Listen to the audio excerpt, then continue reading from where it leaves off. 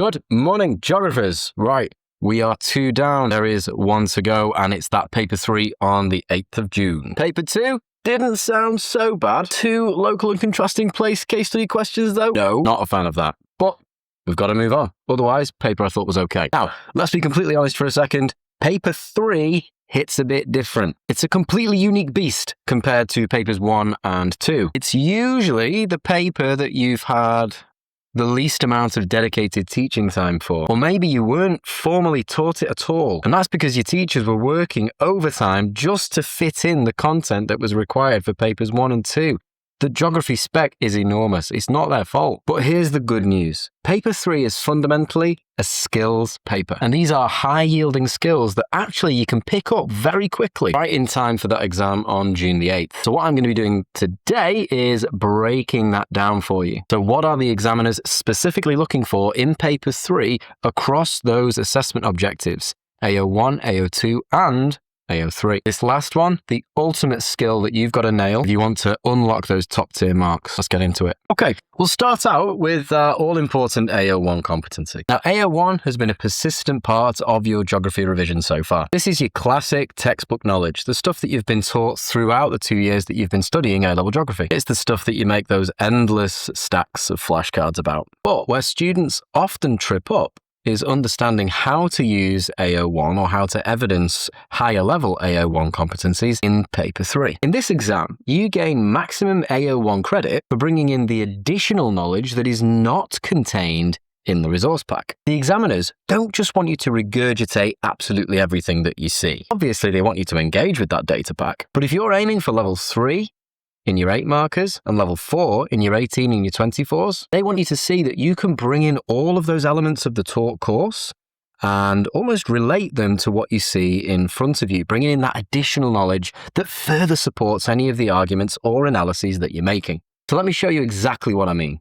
So look at the 2024 paper on Haiti. Figure 2 shows that Haiti has a staggering corruption perception index score of 170. A standard answer would just quote that number, and quite rightly too. But a high-level geographer uses AO1 to explain that this index only covers formal governmental corruption. It completely misses the real-world story on the ground today, where the capital is effectively controlled by gangs rather than institutional systems. And this is the kind of knowledge that you need to put in and admit and state that the resource pack will never tell you the full picture. Same applies to figure 8, which tracks adult unemployment rates. At a glance, it looks like unemployment spiked around 2007, but then started to stabilize or gently decrease after 2010. Sound familiar? This is a false perception. What is not in the resource pack is the crucial context. Following the devastation of the 2010 earthquake, the World Bank and various NGOs heavily funded short-term cash for work recovery, employing locals to temporarily clear rubble, rebuild roads, so this artificially dropped unemployment figures.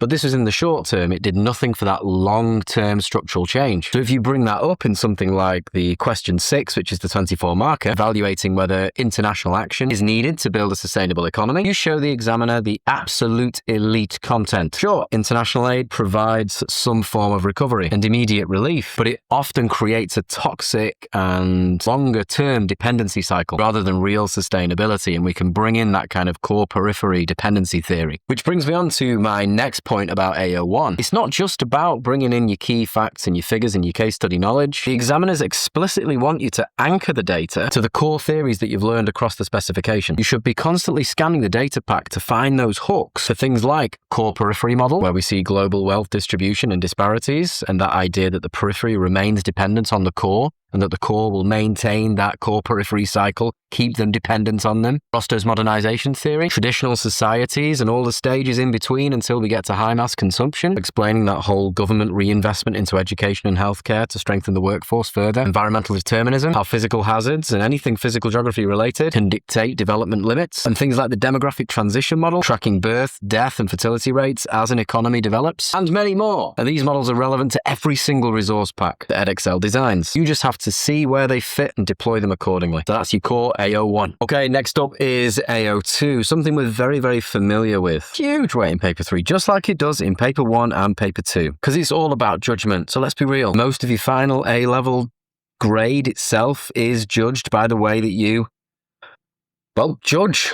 So to hit level 3 and level 4, particularly in your 18 and your 24 markers, you cannot be passive. You've got to make your viewpoint crystal clear. Evaluate the nuances. Talk about how the issue or your viewpoint can change based on the perspective that you're looking at it from. And this can include your spatial scales, your time scales, your different place contexts with different levels of economic development, different climatic challenges, the different key players, your stakeholders and their viewpoints, and also good old future uncertainties. But ultimately, you've got to take a stand. After having a balanced viewpoint on either side, you must make that final decision. So it works exactly the same way as your paper 1 and your paper 2 essays. And your arguments have got to be directly fueled by what's in the data pack, but also remember bringing in that all-important AO1 to show that you can link it to your wider geographical studies as well. So if we look at that 24 marker from the 2024 paper that was about Haiti, you can see your viewpoint does have to present that international action can lead to a sustainable future. But on the other side, if we consider it from different timescales, short term looks that way, looks as though it might be the answer. But in the longer term, what history has shown us is that with external actors taking a lead role in the development of a place, it can actually lead to a detrimental effect. Bringing in that AO1 as well for how Jamaica struggled, for example, as a consequence of the structural adjustment programs that were brought in by the IMF. So that's your AO2. There's not much more to say on that because it's exactly the same as it is in papers 1 and 2. But the fundamental difference here, and this is absolutely crucial, is that you will be judged how well you make judgments alongside the use of your engagement with the data pack. And that is where our AO3 comes in.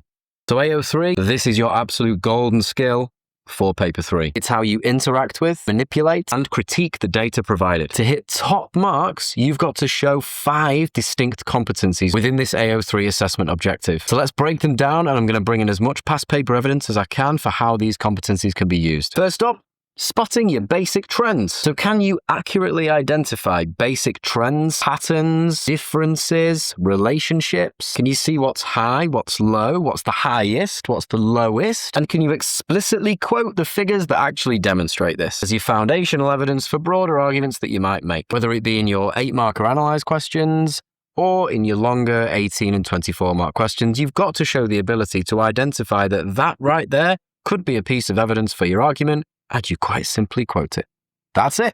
That's the most basic one. But if you're looking for higher level AO3 marks, top-end students don't just copy from the resource pack. They manipulate them. And this is to show the true geographical significance. So let's look at a bit of a demo from the 2018 paper 3 paper to see how this could work. So when asked to analyze the regional disparities in an 8-mark question, a standard student or a student who is achieving the lower end of the AO3 marks would write something like Singapore has 10.1 years of average schooling and Laos has 4.6 years. It's reading, it's quoting, it's absolutely highlighting something that's relevant to an argument. A top-tier student would manipulate that data to say something like the average person in Singapore receives more than double the years of schooling in somewhere like Laos, pushing Singapore well above the global average of 7.6 years, while Laos lags severely behind. See, something like that shows the significance of the difference between Laos and Singapore. So it shows the significance of the disparity within the ASEAN trade bloc. Or you can look at total GDP and point out that the bottom 3 economies don't even equal a fraction of those top economies. So that calculation is what the mark scheme calls critical investigation. And it's absolutely essential in your 18s and your 24s.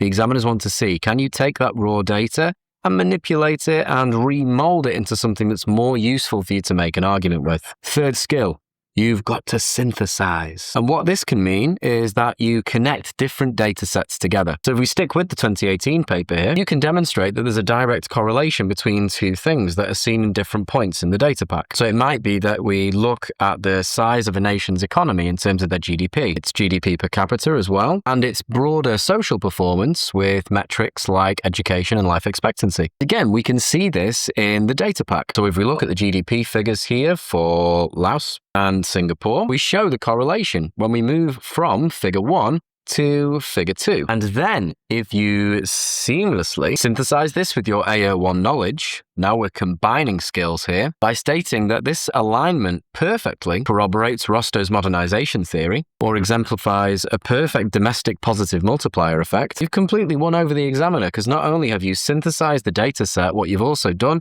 is you've linked it to some core theory to say that this is basically the theory in action in the real world. And even better, if you then bring in the fact that Singapore has possibly benefited from being, I don't know, part of the British Empire, set up as a colonial post, and also benefited by its physical geography and close proximity, or the fact that it's a trading post, which has helped in terms of the development of their economy, and furthermore, that their open door migration policy has attracted the best talent in the world, that can explain why there is this disparity.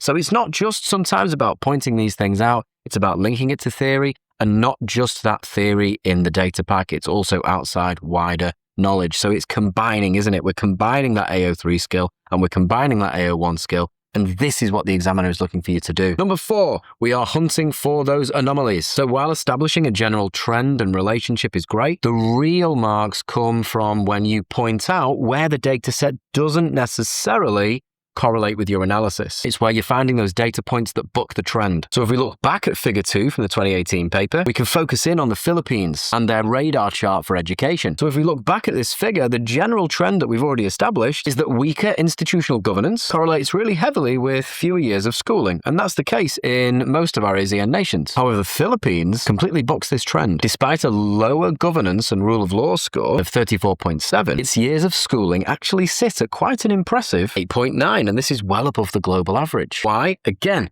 bring in your core AO1 knowledge. American TNCs aggressively started to outsource towards the Philippines, usually with their call centers and tech support, due to the Philippines' widespread English proficiency, creating an immense economic incentive for families to invest heavily in their education. Boom, the elite anomaly analysis. And that is, again, what examiners are looking for you to do, just like you did in your NEAs. 5, finally, it's all about the critique. You need to explicitly tell the examiner when you believe that the data is unrepresentative, limited, or failing to show the whole story. And throughout the resource pack, there are multiple opportunities to do this. So if we look at the mark schemes and we look at the examiner guidance note for these particular questions, particularly your later questions like your 18s and your 24s, you'll see that the 4th bullet point down talks about critiquing and evaluating the strength of the data throughout. So if you're looking to hit top marks, this is exactly what you've got to do. So as an example, let's look at figure 3 from the 2023 paper, which displays European forest cover, a beautiful choropleth map. While it's an effective tool for noticing continental macro trends, a savvy geographer points out the inherent flaws. So if you check the official 2023 mark scheme, the examiners explicitly reward candidates who recognize that national level choropleth maps almost portray the idea of uniformity. It completely masks the internal regional variations in changes in forest cover and domestic disparities within a country, like the huge contrast between the urban and the rural areas. It also doesn't say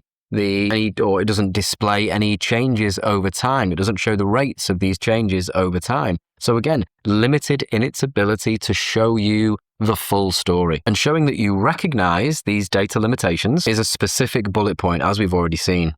And that's it. So you've got your AO1, you've got your AO2, and you've got your AO3, and all how it's specific to this paper 3 paper.